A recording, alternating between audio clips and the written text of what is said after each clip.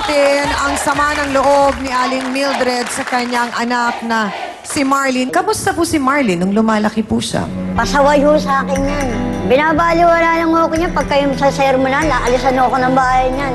Pinaliwanag niyo po ba kay Marlene na itong si Junior na kapatid po ninyo Opo. ay tsuhin niya? Oo, lahat to alam niya. Okay. Sinabi niyo na hindi sila dapat magkaroon ng relasyon. Oo, sinabi ko. Ano pong sinasagot ni Marlene? Sabi niya, huwag ka na makialam kasi wala naman akong pakialam, wala ka naman pakialam. Ganun ho lagi sinasabi. Bakit nga po niya sinasabing wala kayong ewan ko pakialam? sa kanya kung anong ano niya Nung sa buhay. lumalaki po ba siya, nagdadalaga siya, ginagabayan niyo po ba? Baka Oo. nagkulang din po kayo bilang isang ina. Kasi Ito po ay masakit na katanungan, Aling Mildred, pero baka po ito'y isang masakit na katotohanan din. Nagkulang po ba kayo? Baka lagi rin po kayong nasa trabaho. Opo, ako lagi po kasi talaga ako nasa trabaho, kaya ganun po. Hindi ko siya nasusubaybayan. Si Junior po ba, kinausap ninyo? Oo, isa rin ho yan eh. Makapal din po mukha niya. Ang mga magulang po ba ninyo buhay pa? Wala na po. Wala na. So si Junior po, kinausap ninyo. Opo. Ano po ang sabi niya? Huwag daw po ako makialam sa kanila eh. Abay, kanina pa nga ho siya sumisigaw sa likod at kanina pa ho hindi ko maintindihan kung anong ipinaglalaban niya at inisinisigaw niya. Narito po ang kapatid ni Ate Mildred na siyang kinakasama naman ni Dayday at ngayon nga ay karelasyon ni Marlene na tsuhin niya. Narito po si Junior Obeda. Pasok!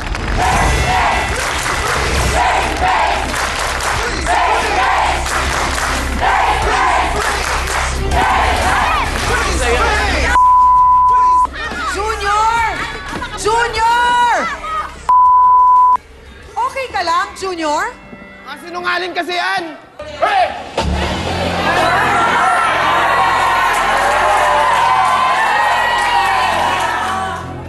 So kung nagsisinungaling silang tatlo, ano ang totoo, Junior? Nagta-tricycle ho kasi ako. Kada uuwi ho ako, dadakdakan ho ako na ito manghihingi ng pera. Ano niya daw ho, panininda.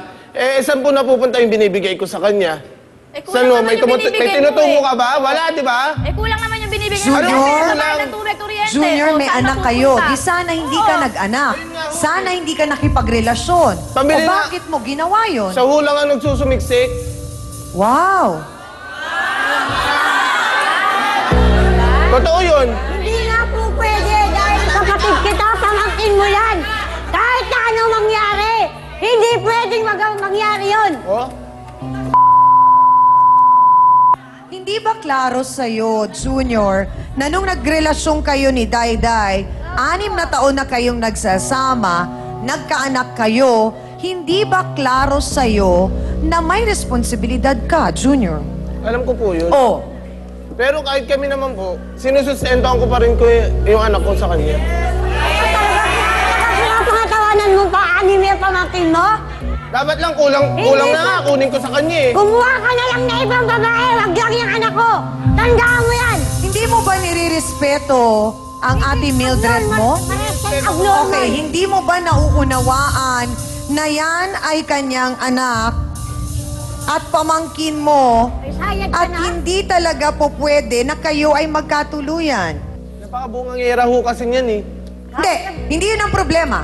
Ang problema dito, Kadugo mo yan. yung karelasyon mo si Marlene. Ngayon, kung may problema kay Dayday at ayaw mo kay Dayday, di makipaghiwalay ka, pero huwag kang makipagrelasyon kay Marlene. Yun ang sinasabi. Natatanggap ko naman ako ibang babae, kaso kadugo mo, hindi ka ba nakukutsa? Mas maasikaso kasi siya sa'yo. Kahit na, hindi ka makakakalan yun. Kadugo mo yan. Kasi ang sinasabi ng lahat dito, Junior, Huwag yang anak ko, maintindihan huwag yang namin anak mo. kung ayaw mo na kay Dayday, Napakain dito? Ako napakain dyan. wala kang darating ang araw, magkakaisip ang anak mo. Naisip mo na ba kung paano mo ipaliliwanag ito pag kayo ni Marlene ang nagkatuluyan? Makakayanan Wala mo naman ho kung yung paano- napakalaking responsibilidad na yun? Pag-ibig ba ang tawag dyan? O baka naman tawag lang ng laman? Wala ho akong balak anakan siya. Ano gusto mo? Sasaw-sawa mo lang yung anak ko. Sorry ka, ba't inggit ka? Sasaw-sawa mo. Inggit ka lang!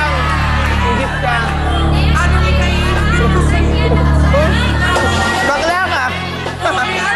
Junior, anong problema sa pagiging Becky o bakla ni Hans? Nainggit kasi siya. So ano nga ikinainggit niya? Hindi niya kaya magkaanak. O, kaya mo? My God! Alam mo, kung gugustuhin niya magkaanak, Junior, kaya niya at pwede. Ang tanong, ang tanggap pa sa lipunan yan, tanggap pa ng Diyos yung ganyan. Okay, dahil sa Wala ginawa sa Biblia, mo, bakla. Wala, tanggap na kayo sa lipunan. alam ko, Hans, na mas nauunawaan nating pareho itong sitwasyon ngayon ni Junior at ni Marlene.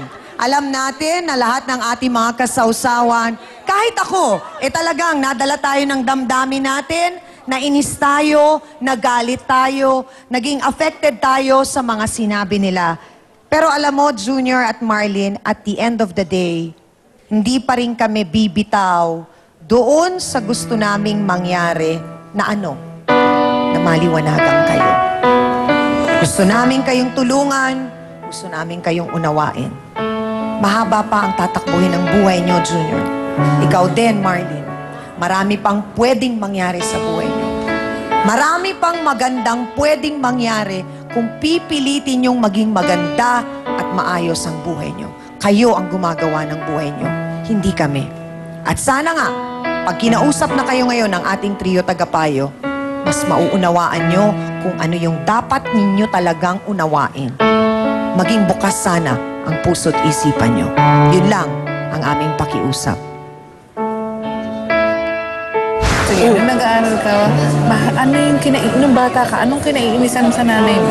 Yung ano po, yung parang wala po siyang pakialam sa amin. Kahit na may galit ka, pero hindi mo ba naisip na anong sasabihin ng tao?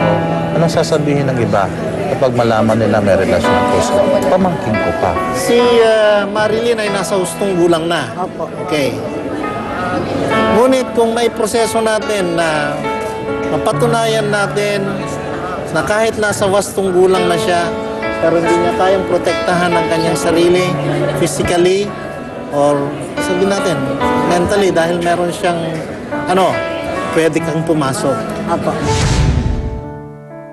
Kahit naging mainit ang usapan, attorney, at naging emosyonal ang lahat sa paglalahad ng kwento ng pag-ibig ni Marlene at ni Junior, umaasa pa rin kaming lahat na naging maganda po ang resulta ng counseling ninyo. Nagpapasalamat ako, Chang, sapagkat bagaman itong si Junior kanina ay talaga na mga kala mo parang tigreng, sabi nga, umuungal o yung umuungal, napahinuhod naman na itong si Junior. Kaya't Junior, ang huli kong habilin sa'yo, sana pakinggan mo ang naging mga payo sa'yo ni Doktora at saka ni Father. Alam ko may problema kayong mag-asawa Subalit, ako'y nandun yung hangarin ko na ang inyong problemang yan ay mariresolve nyo hindi sa pamamagitan ng ganyang relasyon mo dito sa pamangkin mo. Kaya't yung 6 na taon na naging pagsasama nyo at hanggang ngayon ay nagsasama pa naman pala kayo, Dayan, tandaan mo, napakabigat ang responsibilidad ng isang lalaki na may kinakasama ngayong babae. Sapagkat yung Republic Act 9262, paulit-ulit at paulit-ulit kong sasabihin sa'yo, tagilid ka dyan, iho. Yun yung sinasabi ng batas na mala prohibita o malum prohibitum, na ibig sabihin, hindi yung intensyon ng tao upang labagin yung batas na yon. Kapag meron kang nagawa na nasaktan mo ang damdamin ng iyong kinakasama, pasok ka kaagad. May probable cause, lilitisin ka ng Republic Act 9262. Tandaan mo yan. Kaya't sana ngayon at alam mo na ang implikasyon ng batas na ito, maliwanagan ka. Yun lang.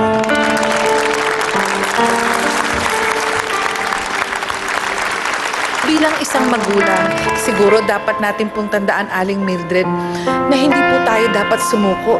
Dapat noon pa lang nung nakikita natin to, nagtuloy-tuloy tayo na mas maging vigilant tayo na kailangan, ganito ang mabuting magulang, ganito ang dapat gawin sa anak. At ikaw, alam mo, Junior, magulang ka na. Paano kung nakikita ng anak mo na ganyan ang ginagawa nyo? Unang-una, ano ang isang mabuting tao? Ang isang mabuting tao, merong delikadesa sa katawan, may respeto sa sarili. Dahil kung yun lang, meron na kayo, hindi nyo gagawin itong pambababoy sa sarili nyo. Alam mo, napakasama kasi na makikita nyo yung ginagawa nyo na marirealize nyo na ibang tao pa ang magsasabi. Dapat kayo mismo bilang isang mabuting tao at responsabling tao, nakikita nyo yung maling ginagawa nyo. Kaya sana ma-realize nyo na ang mabuting tao ay dapat merong respeto sa sarili para lalo nyong pag